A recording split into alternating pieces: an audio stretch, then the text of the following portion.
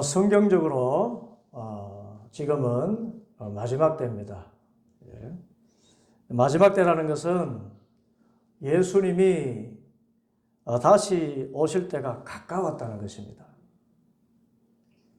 그리고 예수님 다시 오실 때가 가까울 때 마지막 때에 징조가 있다 그랬습니다. 그 징조가 무엇이었던가요? 우리 마가복음 13장 1절에서 13절 말씀 보면 많은 사람들이 예수님의 이름을 빙자해서 내가 그리스도다 하면서 많은 사람을 속일 것이다. 또 여기저기에서 전쟁이 일어나는 소식과 전쟁이 일어날 것이라는 소문을 듣게 될 것이다. 또 민족과 민족이 맞서 일어나고 나라와 나라가 맞서 일어날 것이며 지진이 곳곳에 일어나고 기근이 될 것이다. 그리고 예수님 믿으라고 전도하다가 형제가 형제를 죽음에 넘겨주고 아버지가 자식을 또한 그렇게 하고 자식이 부모를 거슬러 일어나서 부모를 죽일 것이다. 그렇습니다. 무섭죠? 예수님 오시기 전에 징조가 그렇다는 것입니다. 주님 다시 오시기 전에 이 세상은 너무나 악해지고 무시무시한 일이 많이 일어나는구나. 그런 두려움이 느껴질 수가 있습니다. 그리고 오늘 말씀에서도 계속해서 주님 오실 때가 가깝다는 징조를 말하는데 14절 멸망에 가증한 것이 서지 못할 곳에 선 것을 보거든 그때 유대에 있는 자들은 도망할지어다 그랬습니다. 멸망에 가증한 것이 선 때가 온다는 것입니다. 여기서 멸망에 가증한 것은 자칭 그리스도라고 하는 자들 가운데 엄청난 권세를 가진 자가 일어날 것인데 이 가짜 메시아가 서지 못할 곳, 예루살렘은 거룩한 성이잖아요. 곧 예루살렘 성전에 서서 자신이 구세주라고 하는 때가 온다는 말씀입니다. 이 거짓 선지자가 많이 일어나다가 그 중에 가장 세력이 강한 거짓 선지자가 내가 메시아다 하면서 예루살렘 성에 이 본부를 두고 통치하는 때가 온다 하는 것입니다. 그런데 이 거짓 메시아가 예루살렘 성전에 서는 날 15절 그 날들은 환난의 날들이 될 것이다. 하나님께서 창조하신 시초부터 지금까지 이런 환난이 없었고 후에도 없으리라. 무섭죠? 24절 그때 그 환난 후 해가 어두워지고 달이 빛을 내지 아니하며 별들이 하늘에서 떨어지고 하늘에 있는 권능들이 흔들리리라. 그 멸망에 가증한 것이 예루살렘 성전에 선 이후에 우주적인 종말이 다가온다는 그런 말씀입니다. 그런데 이 우주적인 재앙 이후에 마침내 26절 인자가 구름을 타고 큰 권능과 영광으로 오시는 것을 사람들이 보리라. 할렐루야. 이 무시무시한 환난이 있는데 바로 그때에 주님께서 구름을 타고 다시 오신다는 것입니다. 이것이 예수님께서 다시 오실 징조와 다시 오시는 모습입니다. 그런데 성경은 이런 무시무시한 상황에 대해서 뭐라고 말씀했냐면은 이런 일들이 일어난다 해도 두려워하지 말라 했습니다. 왜냐하면 오늘 말씀에도 20절 만일 주님께서 그 날들을 감하지 아니하셨다면 모든 육체가 구원을 얻지 못할 것인데 자기가 택하신 자들 위하여 그 날들을 어떻게 하셨다? 감하셨다. 주님 곧 오실 때 환난이 막 심각해지는데 그 날들을 우리 택한 사람들 위해서 감해 주셨다는 것입니다. 여기서 그런 환난들을 감하셨다는 것은 다른 말로 예수님을 주님으로 믿는 우리에게는 환난이 있어도 그 환난을 이길 힘을 주신다는 말이고 또 환난을 능히 감당할 지혜를 주신다는 말입니다. 환난이 있어도 그것을 피할 길을 예비해 두셨다는 말입니다. 아멘입니까? 우리는 그래서 두려워할 필요가 없어요. 우리의 눈은 오직 어디 보면 됩니까? 다시 오실 예수님 보면 돼요. 더군다나 예수님 다시 오실 때 27절 예수님께서 천사들을 보내어서 자기가 택하신 자들을 땅 끝으로부터 하늘 끝까지 사방에서 모으리라. 그때에 천사가 우리에게 와가지고 우리 한 사람 한 사람의 환난 가운데 있는 우리들을 부축해가지고요. 손을 잡고 주님께로 인도해 가는 것입니다. 천사들이 나를 이렇게 맞아서 주님께로 나아가게 되는. 그래서 어디로 갑니까? 저 영원한 하나님의 나라, 아픔도 없고 고통도 없고 눈물도 없고 죽음도 없는 천국에서 해와 같이 빛나는 영원한 삶을 살 수 있도록 하게 하는 것입니다. 얼마나 영광스럽습니까? 그래서 종말은 우리에게 두려움이 아니라 영광스러운 날이에요. 그런데 많은 사람들이 이런 희망의 말씀을 붙들기보다 오히려 마지막 때에 있을 환난만 생각하고 그 환난을 벗어나는 길만 궁리를 했습니다. 그래서 나온 마지막 때에 관한 일에 관한 해석이 세대주의 종말론이라고 해서 오늘 예수님의 말씀을 아주 이상하게 가르치게 되었습니다. 여러분이 세대주의 종말론이라고 들어봤습니까?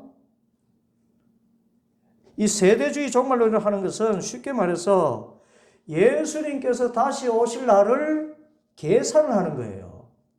어느 세대가 있는데 어느 세대에 예수님께서 오실 것이다 하는 것을 그 날을 예측하고 그 날을 기준으로 각 세대마다 이런 징조가 있고 저런 징조가 있고 어떤 환란이 있는가를 그것을 성경을 통해서 해석한 종말론을 세대주의 종말론이라고 합니다. 이 세대주의 종말론에 의하면 오늘 14절 말씀에 멸망에 가증한 것이 서지 못할 곳에 선다는 이 말씀을 요한계시록에 나오는 여러분 666이라고 들어보셨나요? 666이라고 봅니다. 이 세대주의 종말론이 그렇다는 거예요. 이 666을 세계 통일 정부가 이제 곧 생기게 되는데 세계 통일 정부의 대통령이거나 또는 로마 가톨릭의 교황이라고도 합니다. 이 교황이 세계 통일 정부. 보니까 가톨릭이 정치에 굉장히 이렇게 많이 개입을 하거든요. 그래서 종교와 정치가 함께 연합한 그것의 수장이 교황이 되어서 저 예루살렘 성전에 서서 자기가 메시아라고 하는 때가 올 것이다. 이 세대주의 종말론자는 그렇게 이야기한다는 것입니다. 그리고 또 666, 이 짐승이 지배하는 방법은 베리칩, 여러분 컴퓨터의 숫자가 666이래요. 666 코드. 그래서 컴퓨터의 베리칩이나 신용카드라고 이야기하기도 합니다. 그래서 신용카드나 베리칩을 몸에 이식하게 되는 날이 오면 그때 예수님이 오실 때 가까웠으니 우리는 절대로 베리칩이나 신용카드를 쓰지 말라 그렇게 합니다. 그런데 여러분 신용카드 씁니까 안 씁니까? 쓰는데도 예수님 오십니까 안 오십니까? 짐승의 힘을 가진 사람이 우리에게 큰 어려움을 줍니까 안 줍니까? 그래서 이 세대주의 종말론은 참 잘못된 종말론이라는 것이에요. 이처럼 지금 이 세상의 특정한 인물이나 사건을 예수님 오실 때 징조와 결부시키기 때문에 세대주의 종말론이라고 합니다. 그리고 특히 오늘 본문에서 예수님께서 마지막 때의 징조로 말한 28절부터 31절까지의 말씀을 실제 역사적인 사건과 결부시켰습니다. 우리 28절부터 보면 무화과 나무의 비유를 배우라. 어떤 비유요? 무화과 나무의 비유를 배우라. 그 가지가 연하여지고 잎사귀를 내면 여름이 가까운 줄 아느니 이와 같이 너희가 이런 일이 일어나는 것을 보거든 인자가 가까이 곧 문 앞에 이른 줄 알라. 내가 진실로 너에게 말하노니 이 세대가 지나가기 전에 이 일이 다 일어나리라. 천지는 없어지겠으나 내 말은 없어지지 아니하리라. 그래서 이 세대주의자들은요, 이 무화과 나무의 비유를 이렇게 해석해요. 여러분, 무화과 나무가 뭔가 하면은 이 성경에서 무화과 나무는 이스라엘을 상징합니다. 이스라엘. 스가랴 3장 10절 말씀 보면 나 만군의 주가 말한다. 그날이 오면 너희는 서로 자기 포도나무와 무화과 나무 아래로 이웃을 초대할 것이다. 이스라엘이 세계 중심이 되어가지고 이방을 이렇게 주님께로 인도하게 되는 그 상징이 무화과입니다. 그래서 이스라엘의 나라의 나무는 무화과입니다. 이처럼 무화과 나무는 이스라엘의 번영과 풍요를 상징하는 나무인 것입니다. 그런데 이 무화과 나무의 가지가 연해지고 잎사귀를 낸다는 말이 무슨 뜻인가요?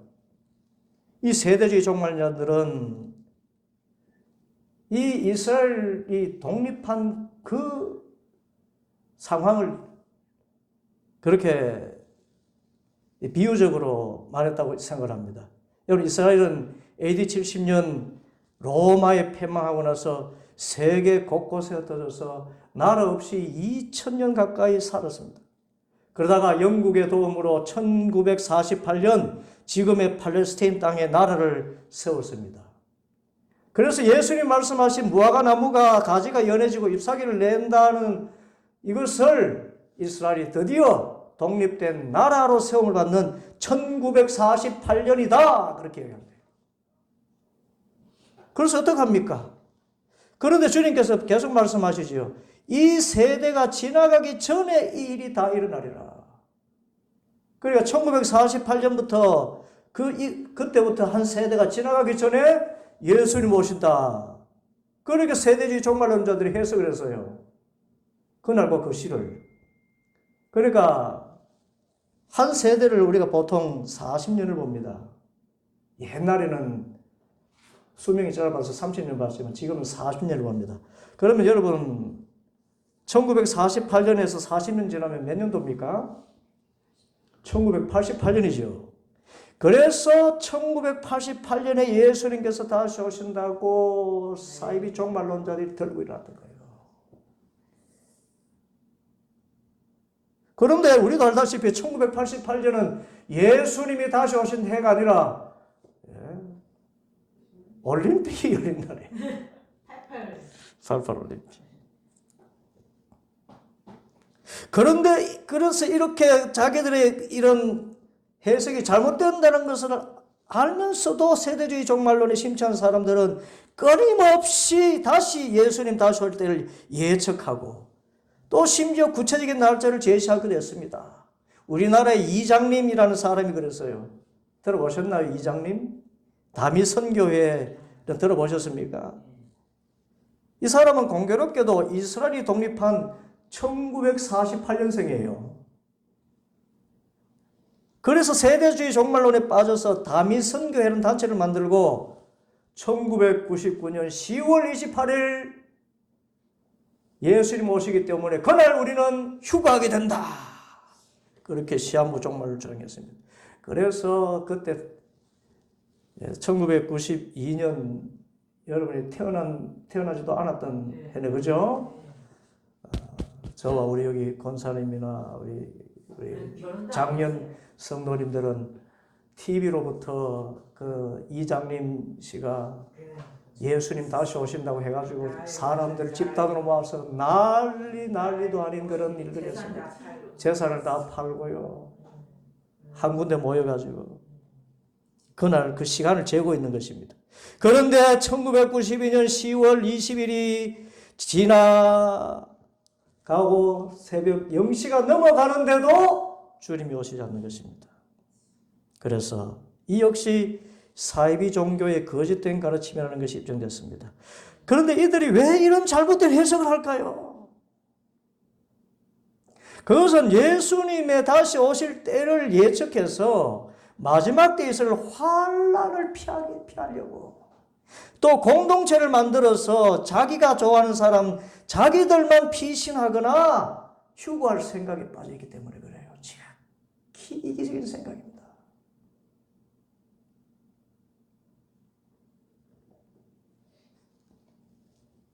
그런데 오늘 말씀에도 보면 예수님의 생각은 무엇입니까? 이 마지막 때에 몇몇 무리들만 천국에 보내시기를 바라요? 세계 만국의 모든 사람들을 주님의 나라를 인도하기를 바랍니까? 주님은 무엇을 원하신가요? 몇몇 사람이 올라가기를 원합니까? 세상 모든 민족들이 주님의 나라 가기를 원합니까? 심정은 형제, 예수님이 뭘 원하세요? 몇몇 사람만 천국 가기를 바라요? 세상 모든 사람이 천국 가기를 바라요? 이적인 사람들보다는 모두 그렇지. 예수님은 세상 모든 사람들이 예수를 믿고 천국 가기를 바라는데, 이 시한부 종말론자들은 자기들만 예수님 오시는 날을 예측해가지고 그날 자기들만 들림받아서 천국 가고 자기들만 환난을 피하고자 하는 그런 생각을 가진 것입니다. 아주 이기적인 생각. 그리고 환난을 지극히 두려워한다. 그런데 우리는 어떻게 하라 그랬습니까? 환난을 두려워하기보다 어떻게 하라고? 예수님 오실 것을 소망하면서 이 날을 보내라 그렇게 얘기했습니다.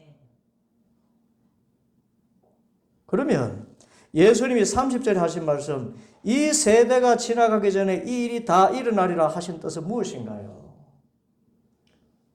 이것은 실제로 역사적인 사건인데, 이것은 세대주의자들이 해석한 1988년이 아니고요.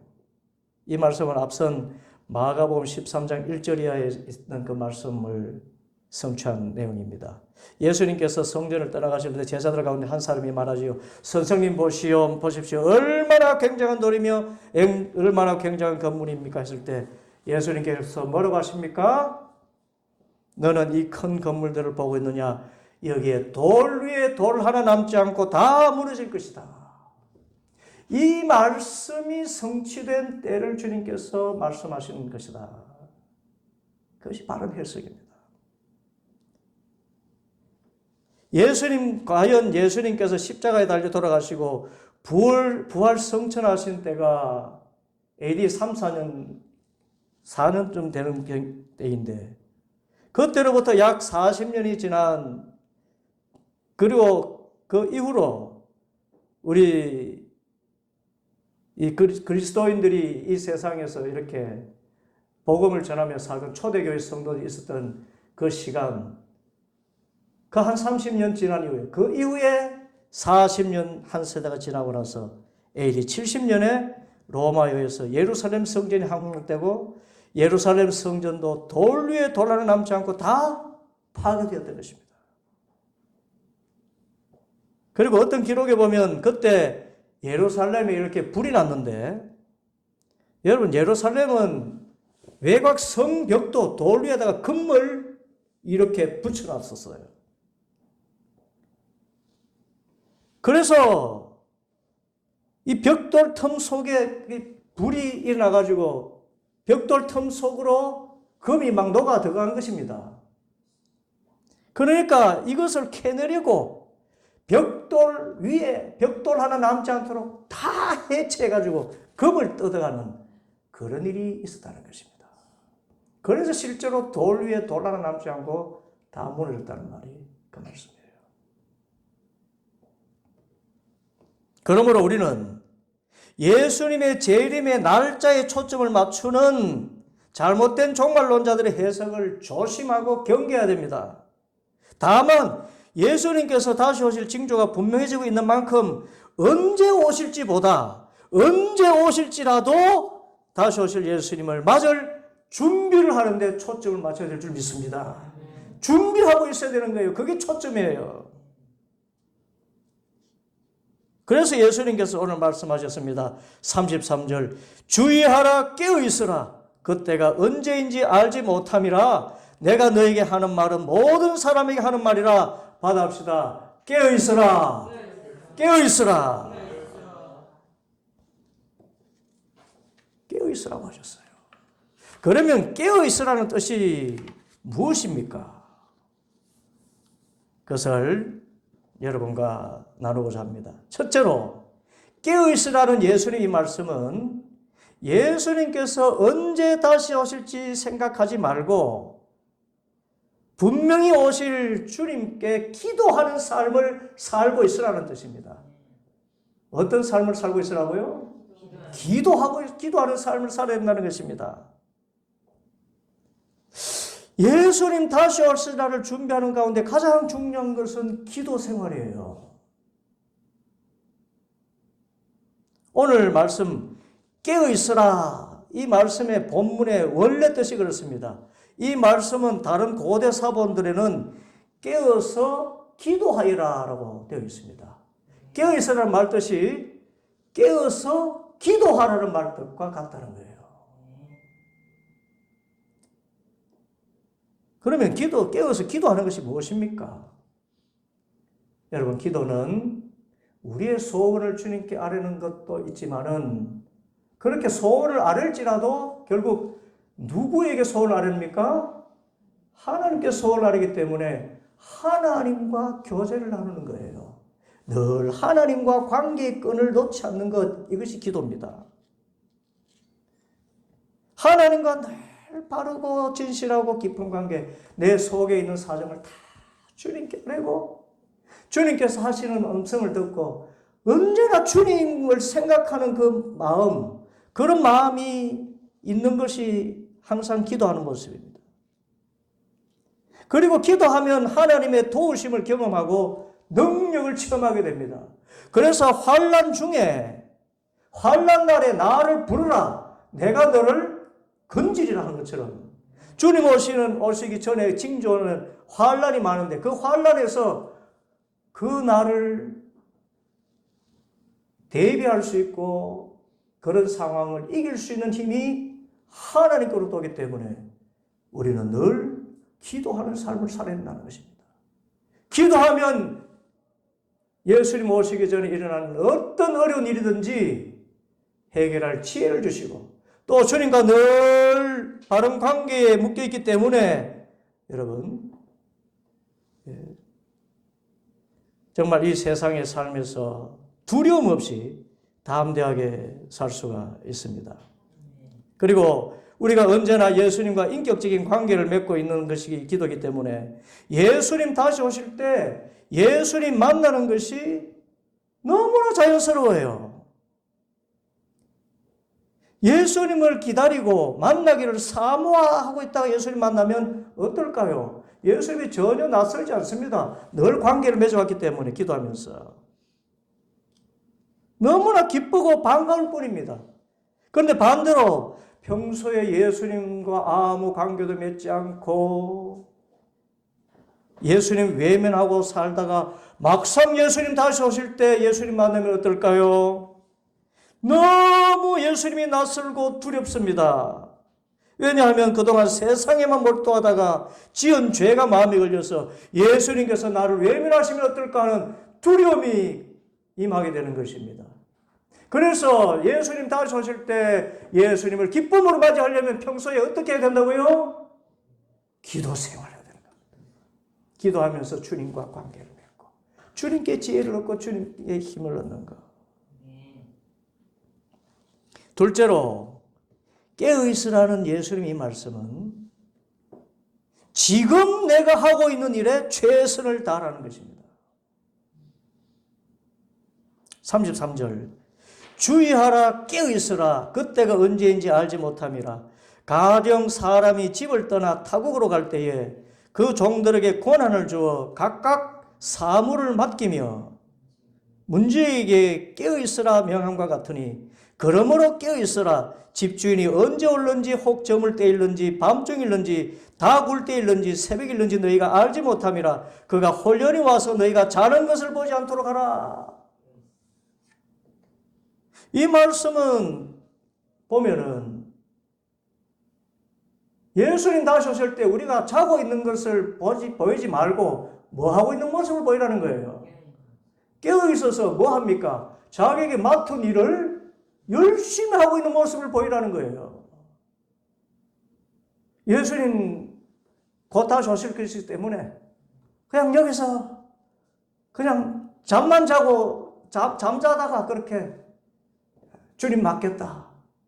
이러한 나태한 생각을 가지지 말고 오히려 주님 오실 때가 가까울수록 자기가 하고 있는 일에 최선을 다해서 하고 있으라 그런 말씀입니다. 이 말씀 다시 보면 예수님은 마치 집주인과 같아서 우리는 집안의 일들을 맡은 종들과 같다고 그랬어요. 우리는 예수님을 주님이라고 하기 때문에 우리는 예수님의 종과 같은 모습입니다.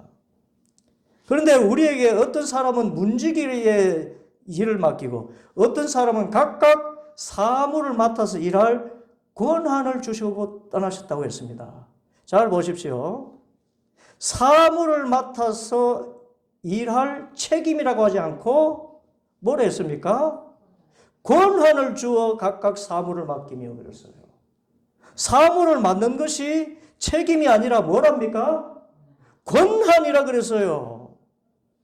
여러분, 이 세상에 살 동안 우리가 일을 한다는 것은요, 어떤 책임이 아니라 권한이에요. 여러분, 가장 힘든 삶이 어떤 삶입니까? 일할 것이 없어서 실업자로 사는 것이 얼마나 힘듭니까? 그래서 일을 한다는 것은 우리에게 특권이에요. 이 권리는 사람에게 자부심을 주고 보람을 주는 것입니다. 문지기도 권한이 있지요. 문지기 일을 해도 만일 청와대에 문지기를 하고 있다면, 경비를 하고 있다면 우리가 청와대에 그냥 들어가고 싶어도 이 문지기가 문을 열어주지 않으면 결코 들어가지 못하는 것입니다. 권한이 있어요. 문지기 일도 이렇게 권한이 있어요. 또 사무 맡은 사람들도 권한이 있습니다. 사무 맡은 사람이 민원을 이리저리 핑계로 지연시키면요, 그 민원을 하는 사람은 정말 미치고 환장을 놓으십니다. 정말 아무리 급한 일도 이 사무관이 처리해 주지 않으면 어떤 일도 처리하지 못하는 것입니다. 이처럼 이 세상에서 우리의 일은 소중하고 소중하기 때문에 주님 다시 오실 때가 가까울수록 우리가 깨어있어 할 일은 지금 하고 있는 일을 최선을 다해서 하는 것이다. 그렇게 말씀하신 것입니다. 그런데 많은 성도들, 특히 세대주의 종말론자들은 지금 이제 이 세상이 마지막 때라고 하면서 자신이 하는 일을 하찮게 여기거나 태만하게 하는 모습이 있어요. 어떤 사람은 이 세상이 마지막 가까웠으니 마음껏 먹고 마시며 놀자고 그렇게 생각하고 사는 사람이 실제로 있습니다. 언젠가 TV에서 설문조사를 하는데 젊은이들 대상으로 만일 내일 지구에 종말이 온다고 하면 당신 뭐 하겠습니까? 그러니까 어떤 친구는 마치 철학적으로 스피노자의 말을 인용해가지고 내일 지구에 종말이 온다 해도 한 그루의 사과나무를 심겠나이다. 뭐 그런 말 하는데 대부분의 청년들이 뭐라고 하는 줄 압니까? 사랑하는 연인과 저 가장 전망 좋은 곳에서 하룻밤 보내면서 분위기 좋게 와인 한 잔 마시면서 그렇게 서로 사랑을 나누다가 세상 끝을 맞겠다.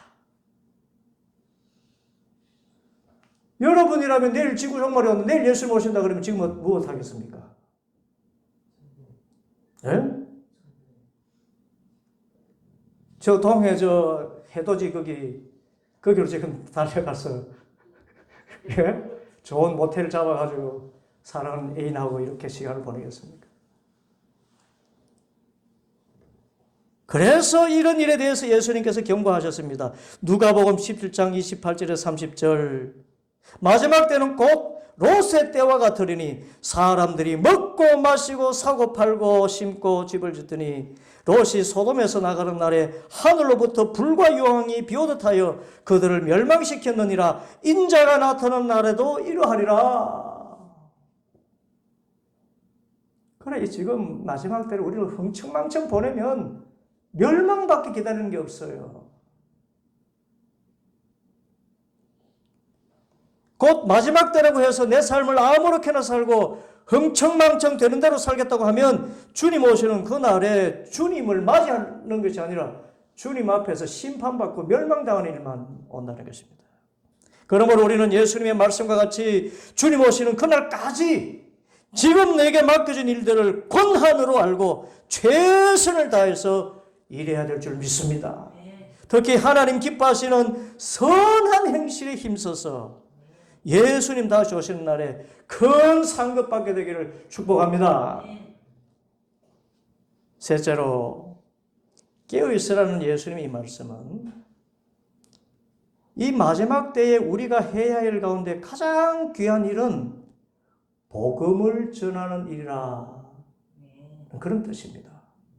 무엇을 전해요? 복음을 전하는 일, 전도하는 일이에요.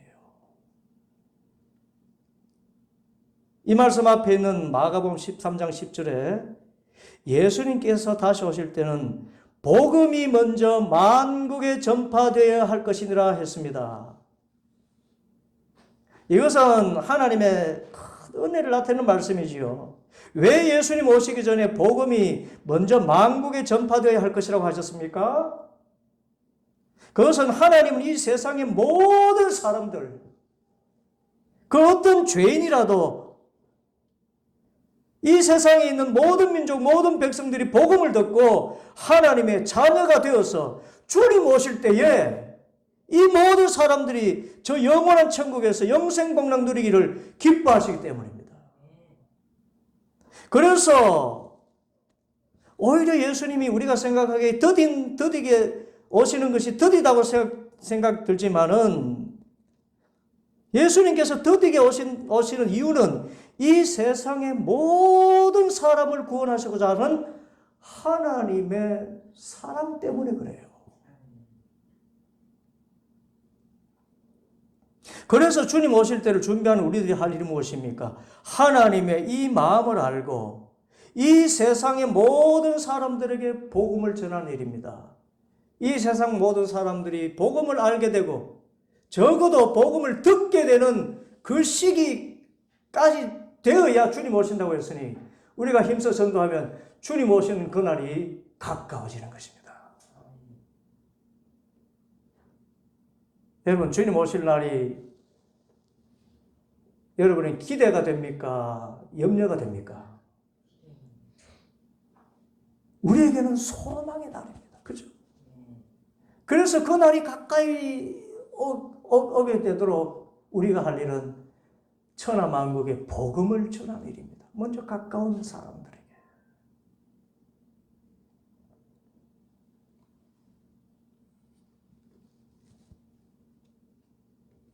그런데 이것은 여러분, 다른 말로 매우 급한 일입니다. 복음 전하는 일이. 왜냐하면 복음을 듣지 못하고 예수님을 믿지 않으면 주님 오실 날에 심판을 받고, 의의 심판입니다. 그 의의 심판을 받으면 행위대로 심판을 받기 때문에 영원한 형벌에 들어가서 죄의 경중을 따라서 형벌을 받게 되는 것입니다. 예수님 믿지 않으면. 그래서 사탄은 이 마지막 때에 구원받는 사람이 없게 하려고 복음을 믿고 복음을 전하는 우리에게 온갖 시험과 시련을 겪게 합니다. 그러나 예수님께서 나의 죄를 대신해서 피 흘려 죽으신 그 은혜와 사랑을 아는 우리들은 이 사랑의 복음을 전하는데 어떤 고난도 두려워하지 않고 참여해야 됩니다. 이 마지막 때에. 그래서 예수님께서 하신 말씀 마가복음 13장 10절부터 13절, 또 복음이 먼저 만국에 전파되어야 할 것이니라. 사람들이 너희를 끌어다가 넘겨줄 일도 있을 텐데 그때 무슨 말을 할까 염려하지 말아라. 무엇이든지 그때 너에게 주시는 그 말을 하라. 말하는 일은 너희가 아니요 성령이시니라. 형제가 형제를, 아비가 자식을 죽는 데에 내주며 자식들이 부모를 대적하여 죽게 하리라. 또 너희가 내 이름으로 말미암아 모든 사람에게 미움을 받을 것인데, 그럼에도 불구하고 복음을 전할 수 하는 것은 끝까지 견디는 자는 구원을 받으리라. 그런데 이 구원은 단순히 천국 들어가는 것뿐만 아니라 하늘에서 뭐가 커요? 상이 크다는 것입니다. 선지자의 상고를 받기 때문에. 중요한 것은 우리가 복음 때문에 환난 받는 것이 아니라 복음을 전할 때가 지금 우리가 이 세상에 있을 때뿐이고, 주님 오시는 그날에는 복음을 전할 수도 심판을 피할 길도 없다는 것입니다. 특히 사랑하는 사람이 주님 오실 때 의의 심판받고 영원한 형벌에 처한다면 이보다 두려운 일이 어디 있겠어요? 같은 의미에서 우리가 예수님을 만나는 것은 예수님께서 다시 오셔서 만나는 것이기도 하지만 우리가 예수님께 가서 만나는 것도 있다는 것을 알아야 됩니다. 여러분, 우리가 예수님께 가서 만나는 것이 뭐죠? 우리 죽으면 주님 앞에 서게 돼요. 곧 우리가 주님 오시기 전에 죽으면 우리 각자가 하나님의 심판대 앞에 서는 것입니다. 그래서 내가 사랑하는 사람이 죽기 전에 복음을 전해야 하고 예수를 믿게 해야 됩니다. 그런데 우리가 또 아는 것은 이 죽음이 언제 찾아올지 아무도 모른다는 것이에요. 20대 우리 청년들이 지금 이 자리에 있지만 20대 청년 가운데서도 얼마나 그렇게 많이 죽어나갑니까? 사고를 당해서 죽고.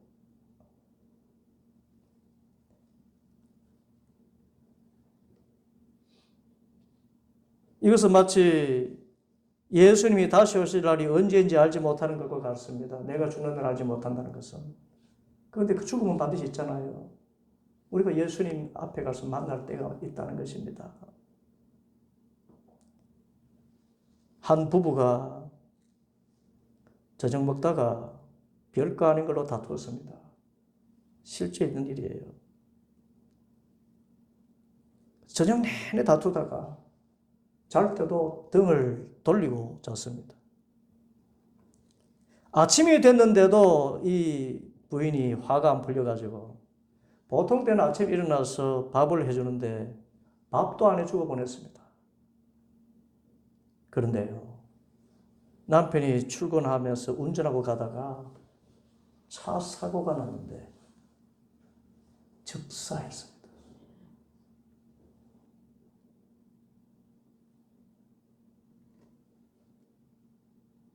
그때 아내가 어떤 통곡을 하는지. 그렇게 갈 줄 알았으면 아침에 사랑한다는 말을 하고 보내줄 것을, 이렇게 갈 줄 알았으면 아침에 따뜻한 밥 지어서 보내줄 것을 껄껄껄 아무리 껄껄껄 해도 이미 그는 죽는 걸.